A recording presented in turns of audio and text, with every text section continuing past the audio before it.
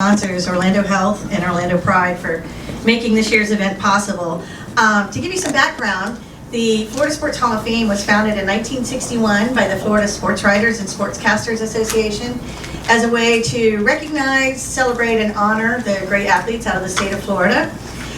We do that every year with an enshrinement ceremony. This year, we are back in Orlando. We haven't been here for 5 years. So we're happy to be back in Central Florida and celebrating the just a tremendous class this year. Quick overview, this year's class is 8 inductees covering 6 different sports and includes a 7-time NBA All-Star, a Super Bowl winner, a 2-time Women's World Cup champion, a 14-time NCAA track and field championship coach who had 15 athletes in the recent Olympics in Paris, a World Golf Hall of Fame member, a 5-time national cheerleading coach, our first ever athletic trainer who spent nearly 50 years caring for athletes at the University of Florida, and an all SEC and NFL linebacker who played at our own Winter Park High School. This year's event will be held October 15th. Well, we've got 2 nights of events. One is October 15th, a Tuesday. We'll be here in the West Club of the stadium, and it'll be a VIP party celebrating these incoming class as well as other Hall of Famers who are able to attend. And then that is hosted by Orlando Health. And then on Wednesday, we will have the star-studded enshrinement dinner at the Kia Center where we will induct this great class. And also a special note this year, our MC for the event is actually a Hall of Fame member, Pam Oliver from Fox Sports, who was inducted in 2022. She has agreed to MC our event. So let me introduce who we have here today. Starting on, let's see, your left. Yes, your left. We've got Scott Hutchinson. Defensive lineman for Doug Dickey's Florida Gators football team from 1974 to 1977. Senior team captain and all-SEC selection. He was drafted by the Buffalo Bills in the 2nd round, 38th overall, of the 78 NFL draft. He spent 3 years with Buffalo before playing a season with the Bucs and finished his career back here in Orlando with the United States Football League's Orlando Renegades, where he led the team in quarterback sacks. To his left, or right, is Jan Stephenson. She was LPGA Rookie of the Year in 1974. She won 3 major championship events and 16 LPGA Tour events. 10 wins on the LPGA Legends Tour, most recently in 2021. She was elected to the World Golf Hall of Fame in 2019, and apparently that's one of 3 that she's a member of, soon to be 4. And she has established the Jan Stephenson's Crossroads Foundation for Wounded Warriors. So she spends a lot of time on that these days. And then to her left is William Bar None Floyd, who is fresh off his trip to Dublin with the Florida State Seminoles. He was a member of their 1993 National Championship team, premier fullback in the 94 draft, selected first round by the San Francisco 49ers, where he was the first rookie to score 3 touchdowns in a playoff game and also scored a touchdown for San Francisco in their Super Bowl win that year. And he's currently a color analyst with Florida State for their football program. And then at the end of the table there we have UCF's Linda Gooch. She was a standout athlete at Oak Ridge High School in cheerleading, track, and gymnastics.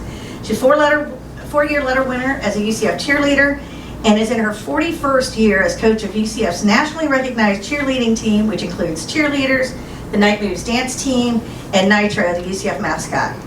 They've won 5 national championships under her.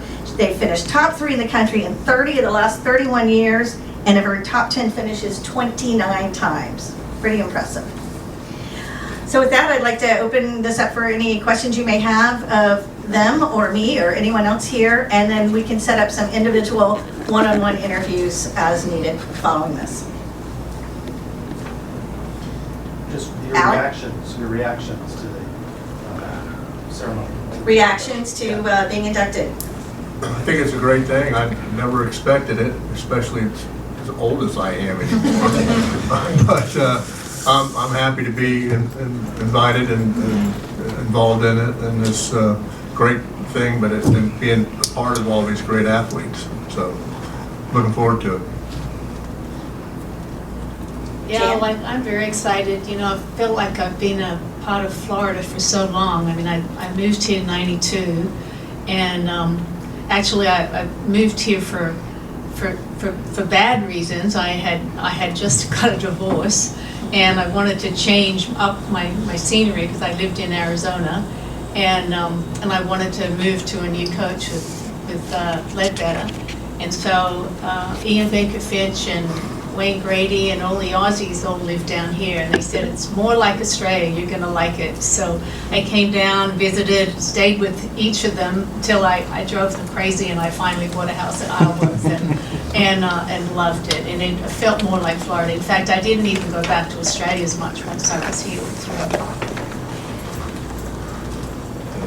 Jan, real quickly, did you introduce Greg Norman when he was inducted into the Hall of Fame a few years back? I did, yeah. Greg couldn't be here, and his daughter was going to, but she couldn't make it either. So That's I was okay. here. I thought there was a story there. Yeah, so yeah, it was all the Aussies used to always come here, and you know, between Lake Nona and Alworth, we felt like we were definitely a big Aussie contingency here in Orlando. Fabulous. Sorry, William. Go ahead. No worries. So reaction for me, I was ecstatic for the simple fact that I always felt like the best athletes in America come from the state of Florida. So I was born here in Jacksonville, lived in Tallahassee from the time I was about 7 to 10 years old, where I first fell in love with Coach Bowden in Florida State, and from that point at 9 years old, I just, did everything possible to make sure that I could get back to Tallahassee and be a part of what he was doing, and it worked out. And everybody calls him, the saint. I call him the prophet because everything he told me came true. He said I'd play in the NFL, I helped him win his first national championship, and I get my degree, and that's really what my mom wanted. So for me, it was just a great time, and I can't wait for the ceremonies and be inducted in with all these great athletes and all the other great athletes that are already in. So. Thank you. Linda? Yes, definitely such an honor, and to what William said, if you have followed any of the sports and athletics in Florida, you know that there are so many great coaches and so many great athletes, so to have an opportunity to be included among that group is a tremendous honor. And of course, I'm really glad with FSU and Florida up here to be able to represent our Knights. Did you have a question, Alan? Yes. Thank you, Charlie. Yes. This is Alan from the Alford Sports Talk Show. So, for somebody who's never been to Florida or don't know too much about Florida, can you each tell somebody who's thinking about coming to Florida what's the advantage you have by being an athlete here in the state of Florida? Well, I've had most of my career here in Florida, and I played for the Bills for 4 years, and guess what? Florida's a lot better. So, actually, too, I was out in Wyoming just this past week, and there's people out there that were complaining, that the natives, that it's too hot, and it's 75 degrees there. No humidity, no rain, no nothing. I said, why don't you come on back to Florida and get off the plane and see how you'll like it here. But no, I think Florida's got, like William was saying, we got some of the best athletes here, some of the best colleges and high schools. So I think this is a destination for a lot of people that would like to come here and stay. So I've been a native forever, and I'm still here. I didn't stay in Buffalo. Well, I think obviously the weather is a big factor. Whether it's hot or cold, I mean, you can play any sport no matter what. Doesn't matter what time of the year. And it kind of reminds me a bit of Australia, where that they want to, how we have so many athletes from a country that has 30 million people, but it's because we have weather all the time. Whether it's hot or not, you can still practice and play, and you have unbelievable access here in Florida. You have the best schools and the best golf courses, and the best coaches, so you really have it all.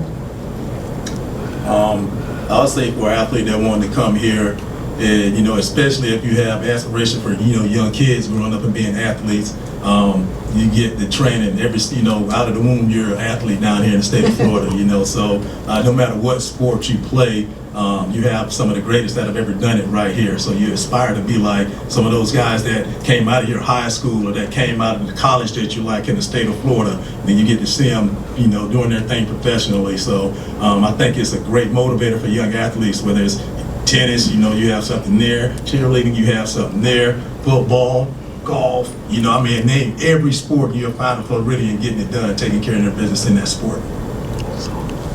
Certainly what Jan said is key, and that's the fact that you can train year-round. So if you're an athlete in any sport, especially if it's an outdoor sport, having an opportunity to be out there golfing or playing football or running track or whatever it is that you're doing, you have the chance to do that year-round. And then, very few of us have an opportunity to do what these folks here have done, which is to play professionally and be able to earn a living doing that. Most of them are going to have to go on and have a backup plan, which is an education. And because of the dynamic economy in the state of Florida, they're going to have an opportunity to make connections with businesses through internships and parlay that into a career. So that's something that the state of Florida certainly offers. Awesome. Okay. Linda, you're the second from the University of Central Florida, I believe. Michelle Akers-Stahl is the only other one. So congratulations. Thank you. Another female. I think, oh yes, female, yes. I think we had Coach Clark, Torchy Clark was also. Oh, that's true, that's true. And William Dubose The from female. soccer, I think, yeah. Yeah, and this question's for William, that along those lines, you were the last first-round draft pick to be taken as a fullback. What are your thoughts on the Bucs taking a chance on you as the last fullback? Well, first I had to say it was the Niners first that took Okay. the chance Yeah, on me. So, Coach The Niners, I'm Seaver, sorry, yeah. Common policy. But wow, I kind of feel like, I should be in the dictionary with a picture next to me, like the Tyrannosaurus Rex, it's extinct, the fullback position. So, not a whole lot right now. The running back position is kind of, the value on that is kind of, up and down on that as well. But certainly nobody's drafting a first round fullback for quite some time. So I look back on that. I look at it as a great accomplishment, that the Niners thought enough of me to take that pick, with the 28th pick and make me a first rounder. But yeah, it's kind of crazy now to look at, where the fullback position was and how the fullback was utilized when I was playing as opposed to now. So very interesting, but yeah, very gracious for that pick. Somebody else had. I'll ask another one.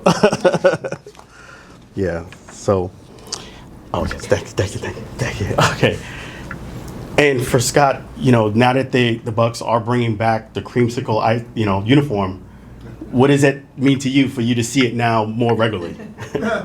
Well, I was a creamsicle when I was there, but I think it's great for it to come back and wear the jerseys so people like myself can remember back in the day when McKay was there, and kind of brings the memories back, and I like the idea. So I won't be there, but I'll be there in heart. Yeah, and for a question for Linda is, nowadays, our generation is a lot different. If you had, coaching kids now, what would you say is the biggest difference now as opposed to back then?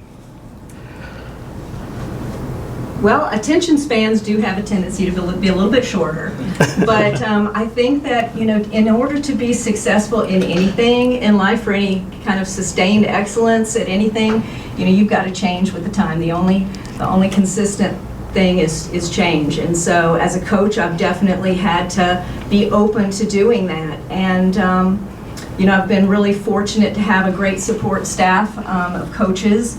And we have had some amazing athletes that have come through our program.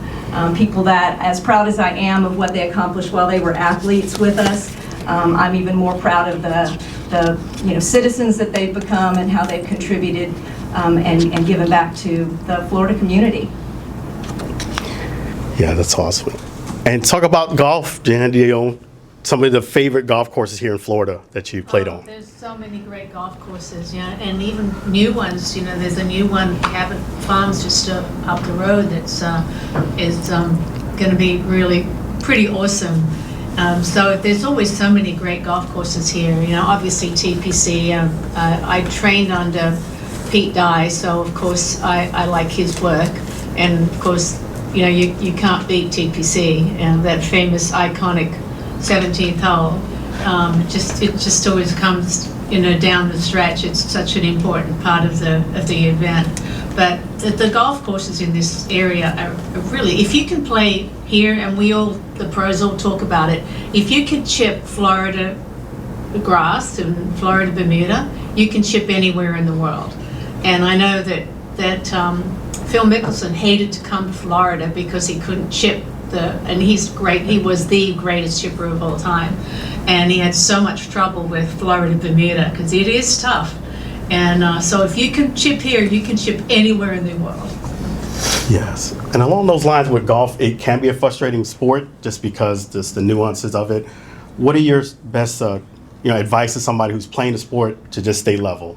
Well, you know, I'm really into technique, and the thing is nowadays we're so lucky because we have computers, and the kids don't have to like hit as many golf balls. I mean, we used to, you know, before it was like trial and error, so you'd be hitting balls, you know, all day long to figure out what was wrong.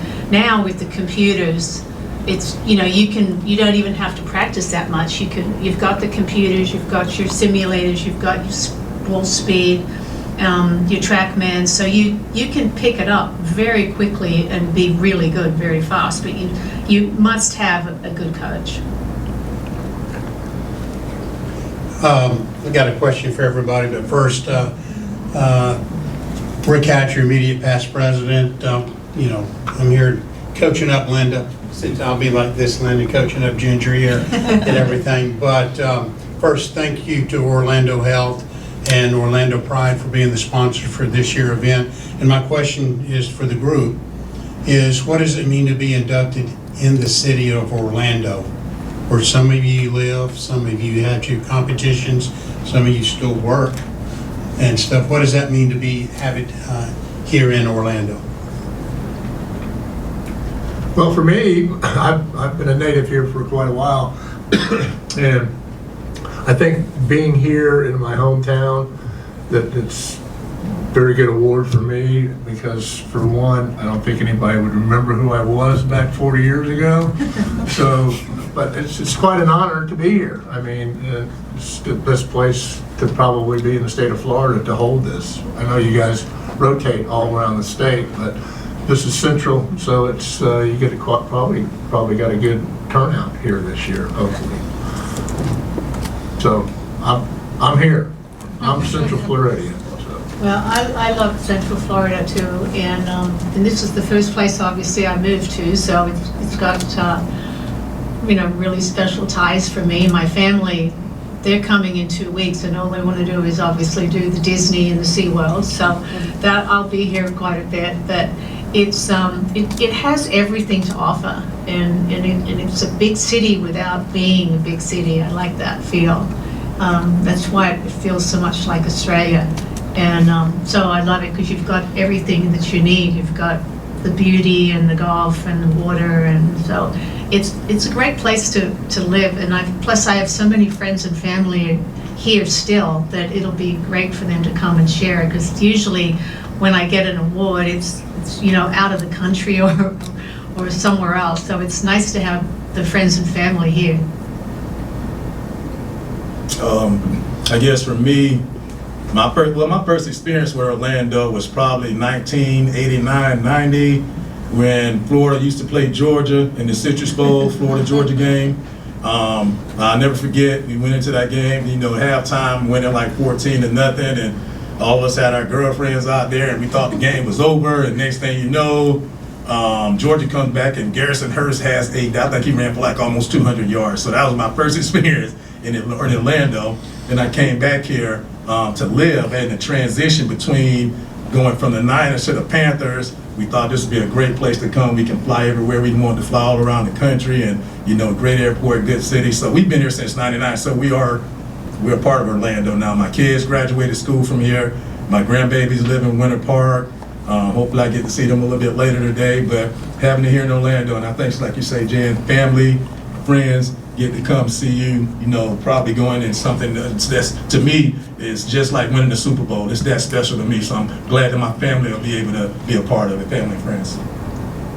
Yeah, absolutely. Same here. Obviously, having been at UCF for such a long time, I have so many incredible memories as our university went through the steps of moving from Division III, Division II, 1AA, and 1A in football, and just making the trek down the East-West Expressway headed toward the football stadium. For almost 30 years, that was our home stadium there. It wasn't even the Citrus Bowl back in the early days, it was just the Tangerine Bowl.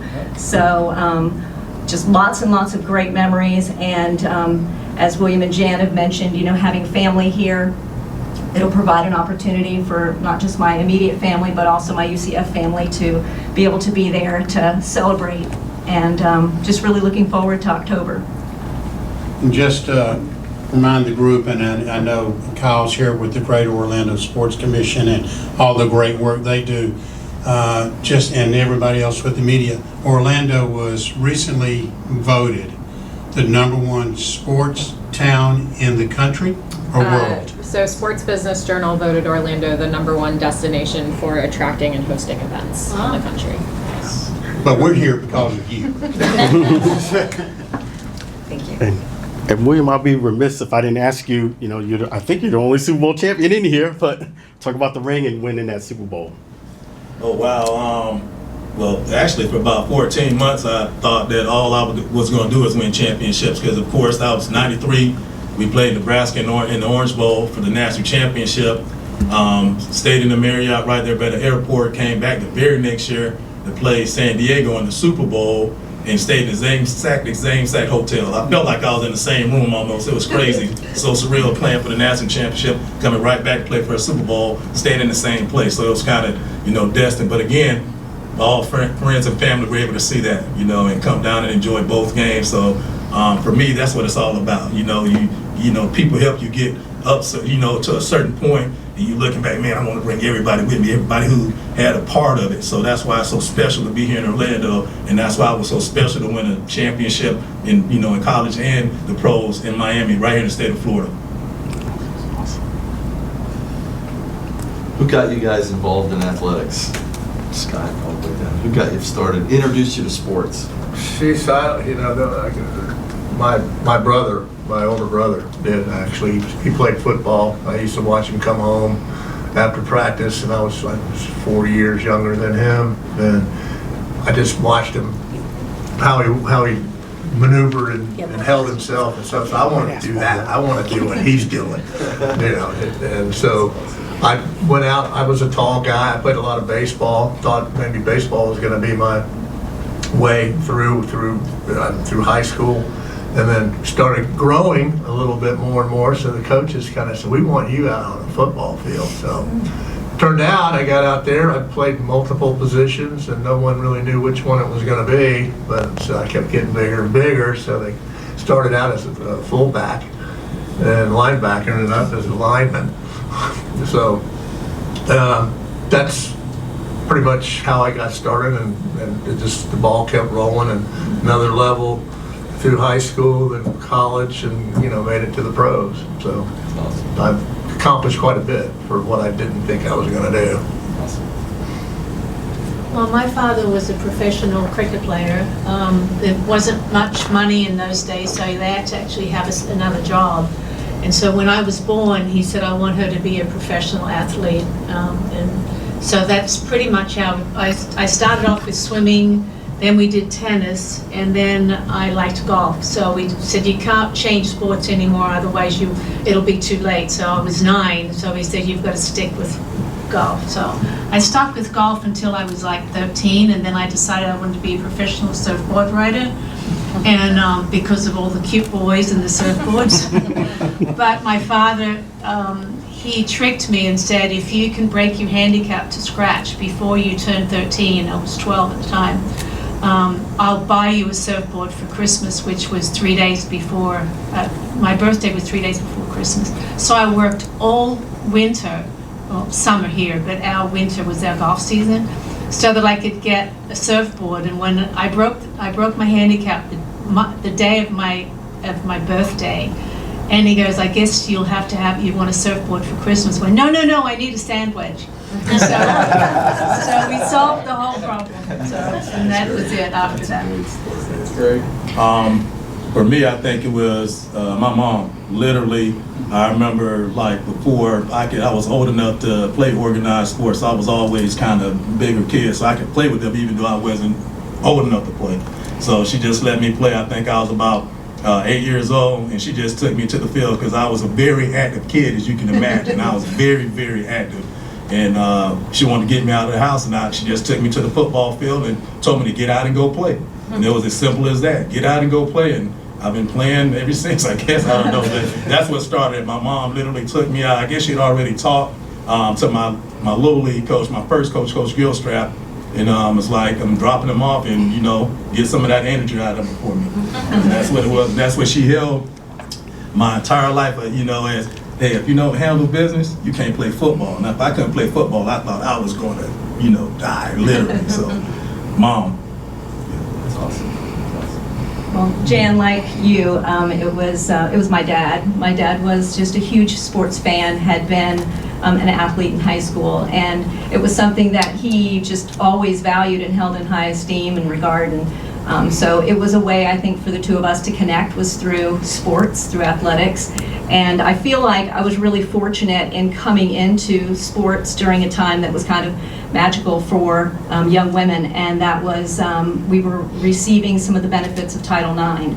I know Title IX's just celebrated its 50th anniversary, and for me, I graduated high school here at Oak Ridge High School in 1979, and that was when Title IX was moving into affecting sports. And so we were finally seeing some opportunities there. There was a lot of interest from young girls during that time, and then for me, much like this last summer, we had the Olympics in '76, and that was just a time that the Olga Korbut's and Nadia Comaneci, those iconic names in gymnastics, and you just wanted to be like them. And so that was what really drove me to focus on gymnastics. Awesome. Yes, and then today, with each one of you prospective athletes, how connected are you to today's game? Like going to a football game or going out to a golf course, how connected you to keeping up with today's events? I don't usually go to the games anymore. You can watch every one of them on TV. On a couch and a refrigerator. Yes, and I just don't. I started doing that right after I got out, but I'm like, this is no. I'm not coming up here. I mean, I support them in other ways, but I'm not going to be in the stands. It's just too much. That I can stay at home or at my local tavern. So. Well, I watch the golf all the time. I mean, I'm a golfaholic. I don't play that much. I practice a lot. Again, like we talked about with technique, but I teach the military now, the wounded and the disabled.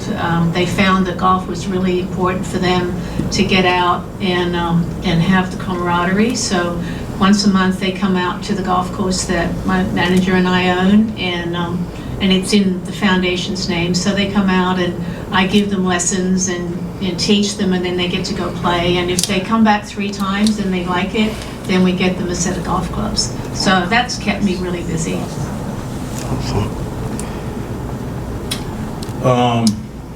Wow, you got me with that one. That's pretty cool right there. I want to be like you when I grew up. Seriously, when you talk about the vets, to me, it always amazes me that, they're like, oh man, great game, William, you're a great player, whatever. And I'm thinking to myself, dude, I would not be doing what I'm doing if you didn't do what you did.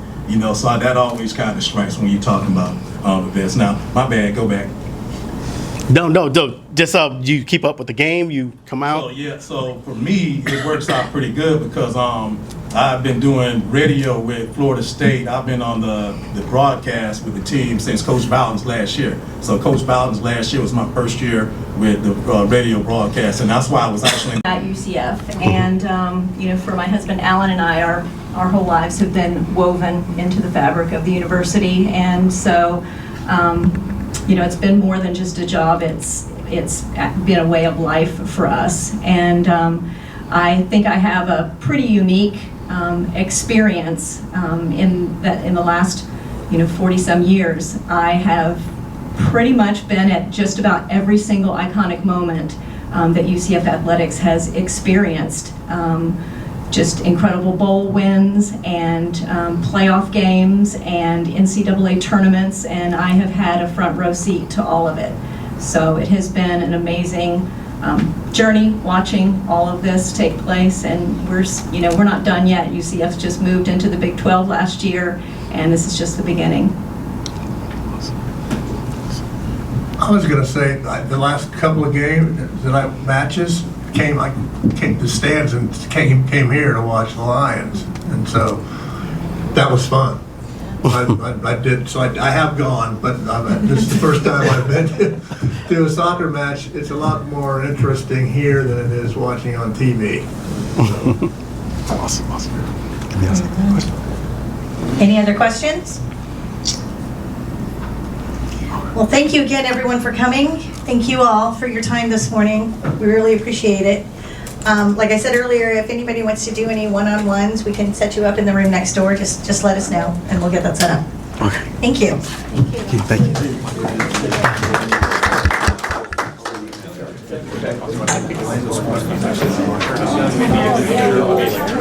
Okay.